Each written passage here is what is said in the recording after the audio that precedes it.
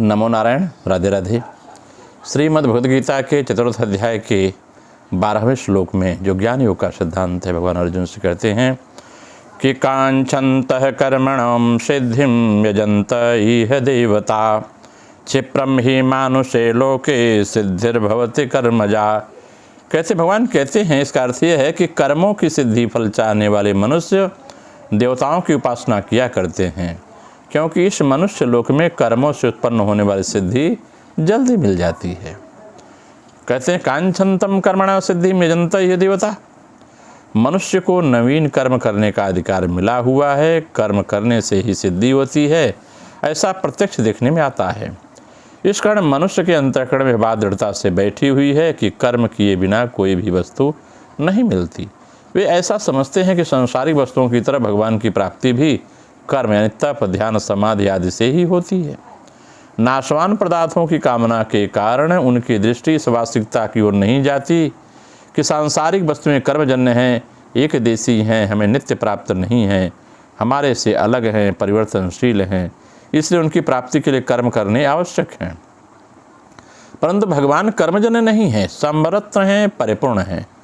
हरि व्यापक सर्वत्र समाना और प्रेम ते प्रकट हो ही मैं जाना।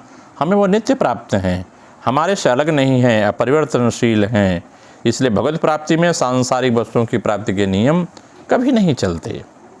भगवत प्राप्ति केवल उत्कट अभिलाषा से, आपकी जिज्ञासा इतनी तीव्र हो जाए, उत्कट अभिलाषा ने जागृत न होने से सांसारिक भोगों की कामना मनुष्य में रहती है। जब प्रभु को प्राप्त करने की उत्कट अभिलाषा होती है, नहीं पाना ही पाना है, सब कुछ चला जाए, प्रभु को पाना है, तभी भगवान मिलते हैं। भगवान तो पिता के समान हैं और देवता दुकानदार के समान हैं। अगर दुकानदार वस्तु न दे तो उनको पैसे लेने का अधिकार नहीं है, परंतु पिता को पैसे लेने का भी अधिकार है और वस्तु देने का भी अधिकार है। बालक को पिता से कोई वस्तु लेने के लिए कोई मूल्य नहीं देना पड़ता, पर दुकानदार से वस्तु लेने के लिए मूल्य देना पड़ता है। ऐसे ही भगवान से कुछ लेने के लिए कोई मूल्य देने की जरूरत नहीं है, परंतु देवताओं से कुछ प्राप्त करने के लिए विधि पूर्वक कर्म करने पड़ते हैं। दुकानदार से बालक दिया सलाई, चाकू, बिस्किट इत्यादि हानिकारक वस्तुएं भी पैसे देकर खरीद सकता है, परंतु यदि पिता ऐसी हानिकारक वस्तुएं मांगे तो उसे नहीं देते और पैसे भी ले लेंगे। पिता वही वस्तु देता है जिससे बालक का हित हो। ये परमात्मा के भजने वाले इस बात को बहुत समझें, जिससे हमारा हित होता है भगवान वही देता है, जिससे हित नहीं होता ईश्वर या गुरु से नहीं देते। ऐसी भ्रम में लोग गुरुओं का ईश्वर का त्याग कर देते हैं। ईश्वर वही देगा, गुरु वही देता है, ईश्वरी सत्ता जो आपके हित के कारण हो, अन्य को नहीं देते।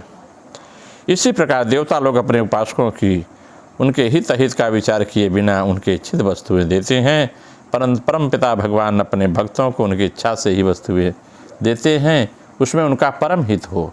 ऐसा होने पर भी नाशवान पदार्थों में आसक्ति, ममता और कामना के कारण अल्प बुद्धि वाले मनुष्य भगवान की महत्ता और सुहृदयता को नहीं जानते, इसलिए अज्ञानवश देवताओं की उपासना करते हैं, नारायणी शक्ति की उपासना नहीं करते। यह मनुष्य लोक कर्म भूमि है, इसके सिवाय दूसरे लोक स्वर्ग नरक आदि भोग भूमियाँ हैं। मनुष्य लोक में भी नया कर्म करने का अधिकार मनुष्य को ही है, पशु पक्षी आदि को नहीं है। मनुष्य शरीर में किए हुए कर्मों का फल ही लोक तथा परलोक में भोगा जाता है। मनुष्य लोक में कर्मों की आसक्ति वाले मनुष्य रहते हैं। कर्मों की आसक्ति के कारण वे कर्मजन सिद्धि पर ही लुब्ध होते हैं। कर्मों में जो सिद्धि है वह यद्यपि शीघ्र मिल जाती है, फिर वह सदा रहने वाली नहीं होती। जब कर्मों का आदि और अंत होता है, तब उससे होने वाली सिद्धि सदा कैसे रह सकती है। इसलिए नाशवान कर्मों का फल भी नाशवान होता है, परंतु कामना वाले मनुष्य की दृष्टि शीघ्र मिलने वाले फल पर तो होती है, पर उसके नाश की ओर नहीं होती। विविध पूर्वक सांगोपांग किए गए कर्मों का फल देवताओं को शीघ्र मिल जाता है, इसलिए देवताओं की ही शरण लेते हैं, उन्हीं की आराधना लोग करते हैं। कर्मजन्य फल के आने कारण कर्म बंधन से मुक्त नहीं होते और परिणाम स्वरूप बारंबार जन्म लेते हैं और बारंबार मरते हैं। जो वास्तविक सिद्धि है वह कर्मजन्य नहीं है, वास्तविक सिद्धि भगवत प्राप्ति है। भगवत प्राप्ति के साधन कर्म योग, ज्ञान योग, भक्ति योग भी कर्मजन्य नहीं है। योग की सिद्धि कर्मों के द्वारा नहीं होती, बल्कि कर्मों के संबंध विच्छेद करने से होती है। इसी को भगवान और स्पष्ट करते हैं, कहते हैं कर्म करने मन अर्थात शरीर, इंद्रिय, मन, बुद्धि, पदार्थ, व्यक्ति, देश, काल आदि परिवर्तनशील वस्तुओं की सहायता लेनी पड़ती है। पर की सहायता लेना परतंत्रता है। स्वरूप ज्यों का त्यों है, उसमें कोई परिवर्तन नहीं होता। इसलिए उनकी अनुभूति में पर कहे जाने वाले शरीर आदि पदार्थों का सहयोग भी लेश मात्र की आवश्यकता नहीं होती है। पर से माने हुए संबंध का त्याग होने से स्वरूप से सदस्य स्थिति को मनुष्य प्राप्त हो जाता है।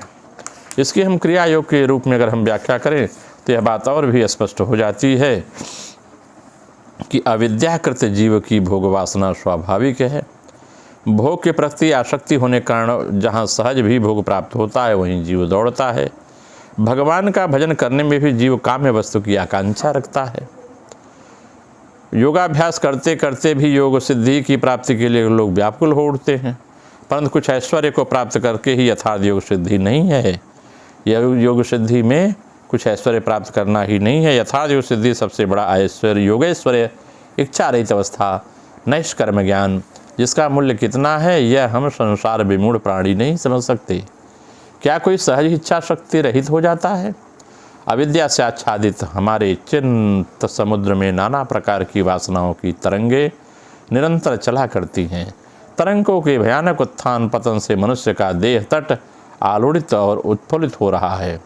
मन में और कुछ नहीं आता, केवल भोग ही भोग व्यक्ति को आता रहता है। यह कर्मभग कब कटेगा यह अंतर्यामी ही जाने। दुर्लभ कैवल्य पद की ओर किसी का लक्ष्य नहीं होता, केवल यह चाहिए वह चाहिए। यह चाह मन से नहीं गई तो जीव मुक्ति कैसे होगा? प्राण के बहिर्मुखी होने से मन भी विषयमुखी हो गया है।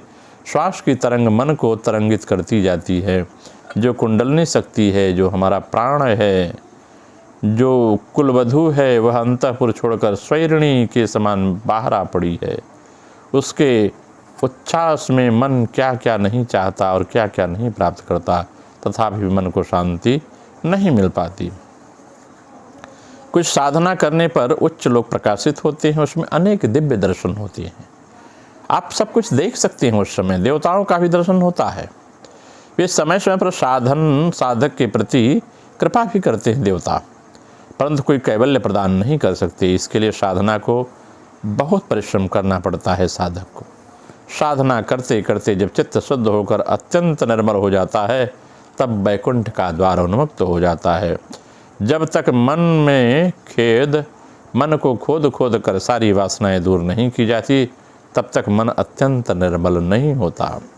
निर्मल मन से साधना किए बिना क्रिया की परम अवस्था को, जो परावस्था है, उसे कोई प्राप्त नहीं करता। भगवान ने मानस में कहा है, गोस्वामी बाबा ने, कि निर्मल मन जन सो मोहि पावा, मोहि कपट छल छिद्र न भावा। अतः अल्प बुद्धि वाले पुरुष साधना में थोड़ा बहुत परिश्रम करके एकाध विभूतियाँ प्राप्त कर लेते हैं, उससे ही अपने को कृतार्थ समझते हैं, क्योंकि उनकी दृष्टि कामों भोग तक ही रहती है। वैकुंठ तक की दृष्टि प्रसारित नहीं होती। इसी से मध्य मार्ग में जो कुछ दिव्य दर्शन शक्ति प्राप्त करते हैं, उससे संतुष्ट होकर बैठ जाते हैं। यह सब स्वल्प प्रयास से ही होता है, परंतु कैवल्य ज्ञान मुक्ति सहज साधन लभ्य नहीं होती। यद्यपि इससे ही चिर शांति प्राप्त होती है, तथा आयास साध्य तपस्या फल होने के कारण इस ओर कोई लगता नहीं। सामान्य लोग विभूति से संतुष्ट होकर, कुछ ऐश्वर्य खड़ैश्वर्य युक्त से युक्त होकर के उस परम पावन कैवल्य पद को तुच्छ सब करते हैं। कैवल्यकामी साधक श्रेष्ठ को देवता भी बहुत विडंबित करने की चेष्टा करते हैं। निश्चय ही एक प्रकार से बुरा नहीं है। साधक भगवान को कितना आग्रहपूर्वक चाहता है, ये इसकी परीक्षा हो जाती है। इस मनुष्य लोक में काम्य कर्म की सिद्धि चाहने वाले मुझको छोड़कर इंद्रादि देवताओं का भजन करते हैं, परंतु उनकी सिद्धि अनिश्चित है, क्योंकि काम्य कर्म विधि के अनुसार ठीक ठीक न होने पर फल पूरा प्राप्त नहीं होता। पर निष्काम कर्म रूप जो प्राण क्रिया है, उससे सिद्धि इच्छा रहित अवस्था निश्चित ही शीघ्र पैदा होती है। अन्य कामना न करके मन लगाकर क्रिया करने पर क्रिया की परावस्था निश्चय प्राप्त होती है, और जब भगवान प्राप्त हो जाते हैं उनका भाव यही रहता है कि करहु सदा तिन की रखवारी, जिमि बालक राखै महतारी। नमो नारायण। राधे राधे। आप सबका मंगल हो।